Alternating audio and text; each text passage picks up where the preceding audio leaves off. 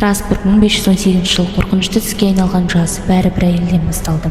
Фрау Трофея көшенің ортасында билей бастады және тоқтай алмады. Бұл қарғыс па, ауру ма, әлде жаппай галлюцинация ма? Бір аптаның ішінде оған 34 адам қосылды. Бір айдан соң 400 адам осы ырғақты есіріктің тұтқынына айналды. Олар қуаныштан билеген жоқ, олар азаптан биледі. Тас жолда аяқтарынан қан ақты, билік шарасыз еді. Олар тіпті құрбандар билеп тастасын деген үмітпен арнайы сахна тұрғызды.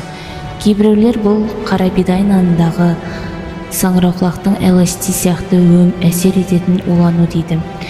Бірақ ол саңырауқұлақ адамдардың қалайша ас сосы және демалыссыз күні-түні билегенін түсіндіре алмайды. Күн сайын ондаған адам шаршаудан көз жұмды. Би ақыры аяқталды, бірақ жұмбақ шешілмеген күйі қалды. Бұл жаппай есірік пе, әлде біз әлі түсінбейтін жасырын шындық па?